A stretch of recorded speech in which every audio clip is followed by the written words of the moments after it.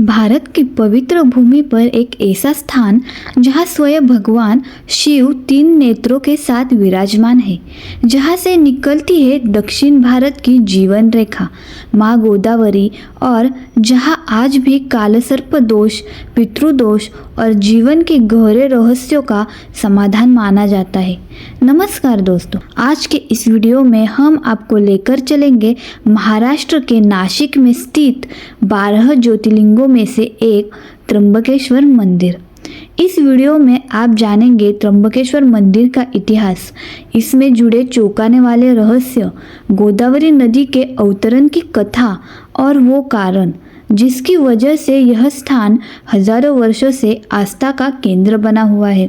Video को अंत तक ज़रूर देखिए, क्योंकि अंत में हम बताएंगे एक ऐसा रहस्य जिसे बहुत कम लोग जानते हैं। मंदिर का संक्षिप्त परिचय क्या है वो हम जानते हैं। त्र्यंबकेश्वर मंदिर का परिचय, स्थापना और भौगोलिक महत्व क्या है, चलिए देखते हैं। त्र्यंबकेश्वर मंदिर भारत के 12 ज्योतिर्लिंगों में से एक अत्यंत महत्वपूर्ण शिवधाम है।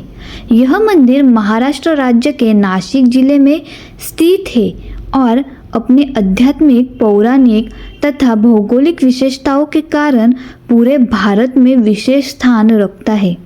यह भगवान शिव त्र्यंबक रूप में विराजमान है, जिनका अर्थ है 3 नेत्रों वाले।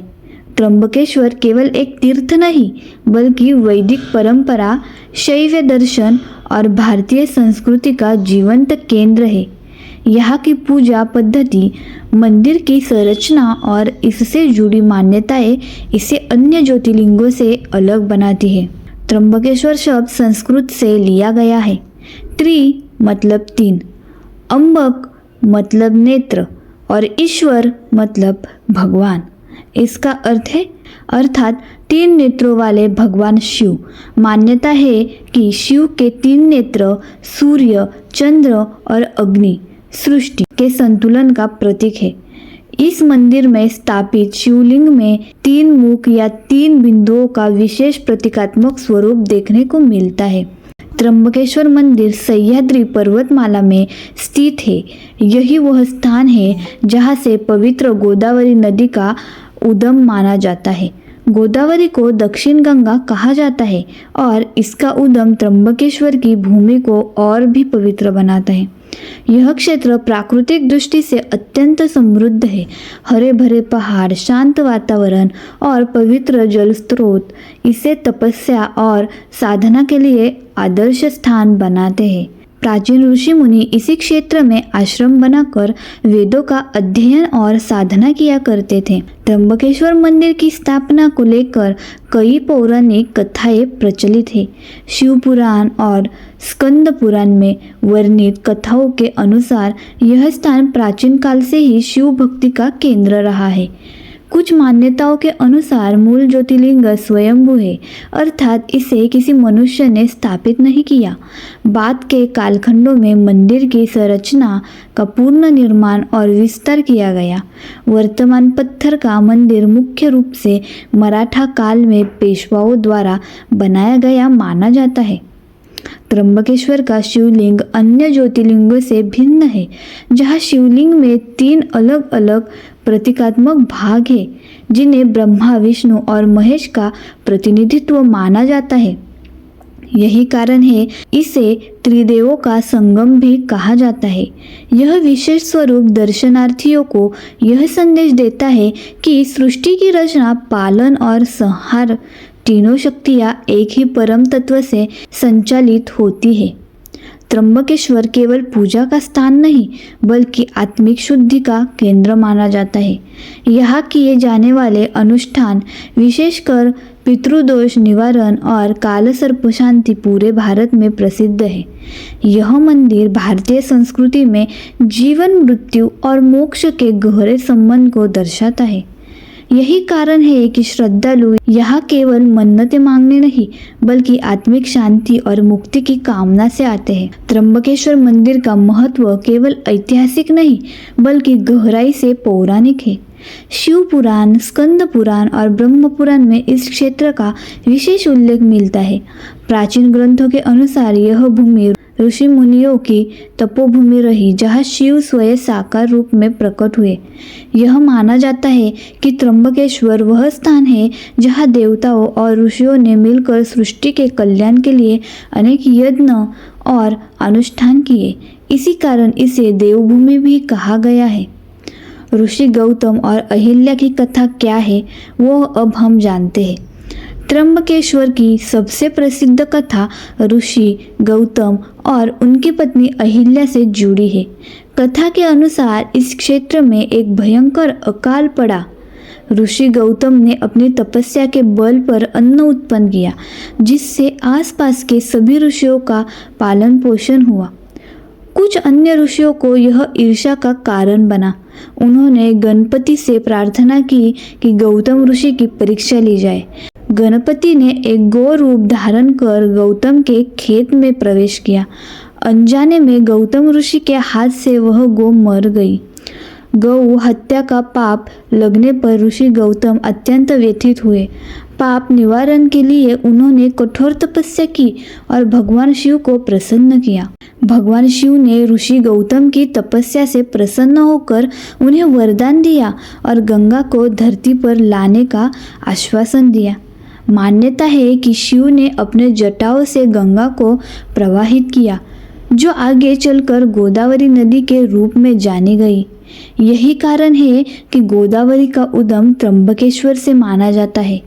यह नदी दक्षिण भारत की जीवन रेखा है और इसे दक्षिण गंगा कहा जाता है। गोदावरी के अवतरण के साथ ही कुशावर्त कुंड का भी विशेष महत्व है। यह वही पवित्र कुंड है जहाँ गोदावरी का प्रथम दर्शन होता है। यहाँ स्नान करने को अत्यंत पुण्यदायक माना जाता है। विशेषकर पितृदोष और पाप निवारण के लिए कुशावर्त कुंड में पिंडदान और तर्पण की परंपरा सदियों से चली आ रही है। अमावस्या और विशेष पर्व पर यहाँ लाखों श्रद्धालु एकत्र होते हैं। कुछ कथाओं में यह भी उल्लेख मिलता है कि समुद्र मंथन के समय निकले अमृत की रक्षा करते हुए देवताओं ने इसे कुछ समय के लिए त्र्यंबकेश्वर क्षेत्र में छिपाया था। इस कारण इस भूमि को अमृतमयी माना गया। इसी संदर्भ में यहाँ कुंभ मेले का आयोजन भी होता है, जो गोदावरी के तट पर आयोजित होने वाला प्रमुख धार्मिक पर्व है। इन सभी कथाओं का सार यही है कि अहंकार का त्याग, तपस्या और शिव भक्ति से ही जीवन के सबसे बड़े दोषों का निवारण संभव है।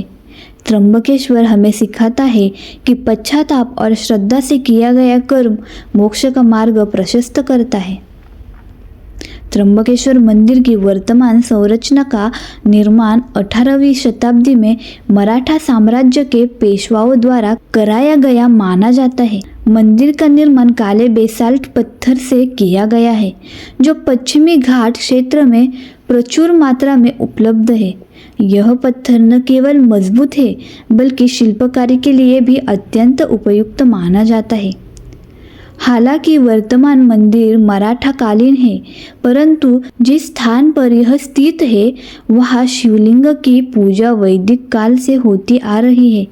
इससे यह स्पष्ट होता है कि मंदिर का आध्यात्मिक महत्व संरचना से कहीं अधिक प्राचीन है। त्र्यंबकेश्वर मंदिर नागर स्थापत्य शैली का उत्कृष्ट उदाहरण है। मंदिर का मुख्य गर्भगृह अपेक्षाकृत छोटा है, जो यह दर्शाता है कि यहाँ बाहरी भव्यता से अधिक आंतरिक साधना और ध्यान को महत्व दिया गया है। मंदिर की संरचना में गर्भगृह, अंतराल, मंडप और प्रदक्षिणा पथ सम्मिलित है।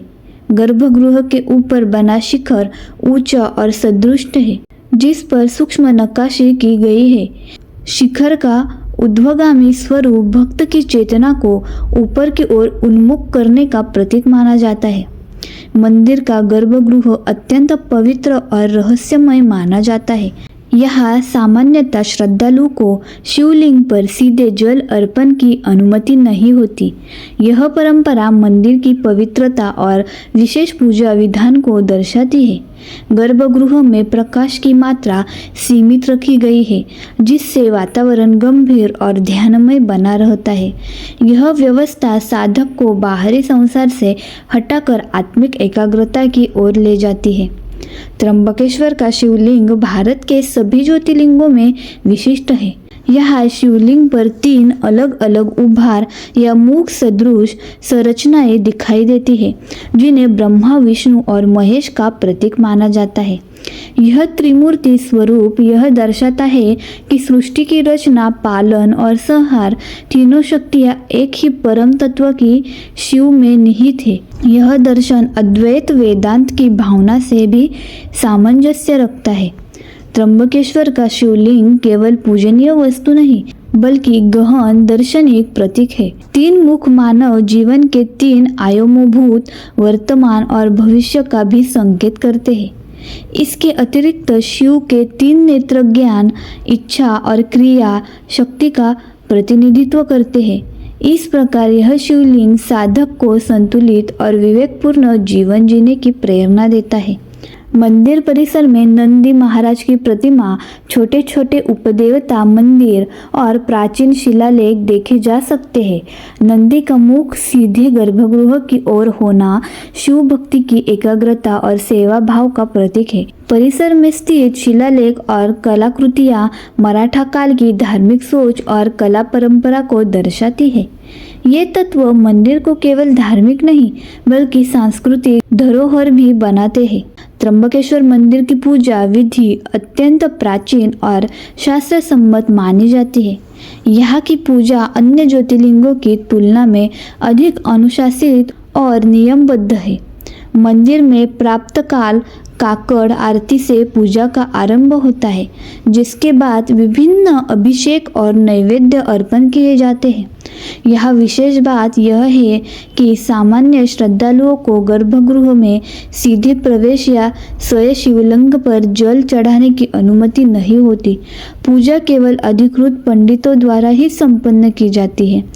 यह परंपरा मंदिर की पवित्रता और वैदिक मर्यादा को बनाए रखने के उद्देश्य से चली आ रही है। त्र्यंबकेश्वर में रुद्राभिषेक का विशेष महत्व है। यह अभिषेक वैदिक मंत्रों के उच्चारण के साथ किया जाता है, जिसमें जल, दूध, दही, घी, शहद और पंचामृत का प्रयोग होता है। मान्यता है कि रुद्राभिषेक करने से मानसिक शांति, ग्रह दोष निवारण और जीवन में स्थिरता प्राप्त होती है। विशेष अवसरों जैसे महाशिवरात्रि, सावन मास और प्रदोष व्रत पर इसका महत्व और भी बढ़ा जाता है। विशेष अवसरों जैसे महाशिवरात्रि, सावन मास और प्रदोष व्रत पर इसका महत्व और भी बढ़ जाता है। त्र्यंबकेश्वर मंदिर पूरे भारत में काल सर्प शांति पूजा के लिए प्रसिद्ध है। ज्योतिष शास्त्र के अनुसार जब कुंडली में सभी ग्रह राहु और केतु के बीच आ जाते हैं तो काल सर्प दोष बनता है। इस दोष के निवारण हेतु त्र्यंबकेश्वर में विशेष विधि विधान से पूजा की जाती है। यह पूजा निश्चित मुहूर्त में, निश्चित संख्या में मंत्रोच्चार और आहुतियों के साथ संपन्न होती है। माना जाता है कि यहाँ की गई काल सर्प शांति पूजा अत्यंत प्रभावशाली होती है। त्र्यंबकेश्वर पितृदोष निवारण के प्रमुख केंद्रों में से एक है। कुशावर्त कुंड और गोदावरी तट पर पिंडदान, तर्पण और श्राद्ध कर्म किए जाते हैं। ऐसी मान्यता है कि यहाँ विधिपूर्वक किए गए पिंडदान से पितरों की आत्मा को शांति मिलती है और परिवार पर आने वाले कष्टों का निवारण होता है। विशेष रूप से अमावस्या, महालय पक्ष और नारायण नागबलि अनुष्ठान के समय यहाँ भारी संख्या में श्रद्धालु आते हैं। नारायण नागबलि पूजा उन लोगों द्वारा कराई जाती है जिनके परिवार में अकाल मृत्यु, संतान बाधा या पूर्वजों से जुड़े दोष माने जाते हैं। यह पूजा 2 अलग अलग विधियों नारायण बलि और नाग बलि का संयुक्त रूप है। इसके अतिरिक्त यहाँ महामृत्युंजय, जाप, लघुरुद्र, महारुद्र और विशेष हवन भी करवाए जाते हैं। इन अनुष्ठानों को जीवन के बड़े संकटों से मुक्ति का समाधान माना जाता है। त्र्यंबकेश्वर में महाशिवरात्रि का पर्व अत्यंत भव्य रूप से मनाया जाता है। इस अवसर पर रात्रि जागरण, विशेष अभिषेक और निरंतर मंत्रोच्चार होता है। सावन मास में प्रत्येक सोमवार को मंदिर में भक्तों की विशेष भीड़ रहती है। इन पर्वों के दौरान मंदिर का वातावरण पूर्णतः शिवमय हो जाता है, जो श्रद्धालुओं को गहरी आध्यात्मिक अनुभूति प्रदान करता है। त्र्यंबकेश्वर मंदिर से जुड़े अनेक रहस्य सदियों से श्रद्धालु और विद्वानों को आकर्षित करते रहे हैं। सबसे प्रमुख रहस्य यहाँ के शिवलिंग का त्रिमूर्ति स्वरूप है। यह स्वरूप न केवल धार्मिक प्रतीक है, बल्कि सृष्टि के संतुलन का गूढ़ संकेत भी माना जाता है। एक अन्य रहस्य यह है कि मंदिर क्षेत्र में वातावरण सदैव आर्द्र और शीतल बना रहता है। स्थानीय मान्यताओं के अनुसार यह शिव की उपस्थिति और गोदावरी के उद्गम से जुड़ी दिव्यता का प्रभाव है। वैज्ञानिक दृष्टि से देखा जाए तो गोदावरी नदी का उद्गम पश्चिम घाट की भूगर्भीय संरचना से जुड़ा है। यहाँ की चट्टानें जल संग्रह की प्राकृतिक क्षमता रखती है, जिससे वर्षा जल धीरे धीरे प्रवाहित होकर स्थायी स्रोत का रूप लेता है। कुशावर्तक कुंड इसी प्राकृतिक जल संग्रह प्रणाली का उदाहरण है, जिसे प्राचीन काल में धार्मिक स्वरूप देकर संरक्षित किया गया। इस प्रकार धर्म और विज्ञान का सुंदर समन्वय यहाँ देखने को मिलता है। त्र्यंबकेश्वर और नासिक क्षेत्र में आयोजित सिंहस्थ कुंभ मेला भारत के 4 प्रमुख कुंभ मेलों में से एक है। यह मेला 12 वर्षों के अंतराल पर गोदावरी तट पर आयोजित होता है। कुंभ मेले के दौरान लाखों साधु संत, अखाड़े और श्रद्धालु यहाँ एकत्र होते हैं। यह आयोजन भारतीय सनातन परंपरा की जीवंतता और सामाजिक सांस्कृतिक एकता का प्रतीक है। त्र्यंबकेश्वर नासिक शहर से लगभग 30 किलोमीटर की दूरी पर स्थित है। सड़क मार्ग द्वारा यह स्थान अच्छी तरह से जुड़ा हुआ है। नासिक रेलवे स्टेशन और नज़दीकी हवाई अड्डा ये यहाँ पहुँचना सुविधाजनक है। मंदिर प्रशासन द्वारा दर्शन के लिए समय सारणी, टोकन व्यवस्था और विशेष पूजा बुकिंग की सुविधा प्रदान की जाती है, जिससे श्रद्धालुओं को सुव्यवस्थित दर्शन मिल जाए। आधुनिक समय में भी त्र्यंबकेश्वर अपनी आध्यात्मिक प्रासंगिकता बनाए हुए है। यहाँ आने वाले श्रद्धालु केवल धार्मिक आस्था के कारण नहीं, बल्कि मानसिक शांति और आत्मिक संतुलन की खोज में भी आते हैं। योग, ध्यान और वैदिक अध्ययन से जुड़े अनेक साधक इस क्षेत्र को अपनी साधना स्थली मानते हैं। इससे यह सिद्ध होता है कि त्र्यंबकेश्वर प्राचीन होते हुए भी समय से परे है। त्र्यंबकेश्वर मंदिर जीवन के गहन सत्य को सरल रूप में प्रस्तुत करता है। संतुलन, समर्पण और साधना। यह स्थान सिखाता है आस्था और विवेक साथ चले तो जीवन की जटिलताओं का समाधान संभव है। इस प्रकार त्र्यंबकेश्वर न केवल एक मंदिर है, बल्कि भारतीय आध्यात्मिक चेतना का जीवंत प्रतीक है, जो युगों युगों तक मानवता को दिशा देता रहेगा। त्र्यंबकेश्वर केवल एक मंदिर नहीं है, यह आस्था, तपस्या और मोक्ष का जीवंत प्रतीक है। यह वही पवित्र भूमि है जहाँ भगवान शिव ने ऋषि गौतमी की तपस्या स्वीकार की, जहाँ से माँ गोदावरी ने धरती पर अवतरण किया और जहाँ आज भी श्रद्धा से किया गया प्रत्येक कर्म फलदायी माना जाता है। कहा जाता है कि जो मन से त्र्यंबकेश्वर के दर्शन करता है, उसके जीवन के अनेक दोष अपने आप शांत होने लगते हैं। यदि आपको यह वीडियो पसंद आया हो तो इसे लाइक ज़रूर करें, अपने दोस्तों और परिवार के साथ शेयर करें और ऐसे ही आध्यात्मिक, रहस्यमय और पवित्र स्थानों की जानकारी के लिए हमारे चैनल भक्तिभाव को सब्सक्राइब करना न भूलें। हर हर महादेव।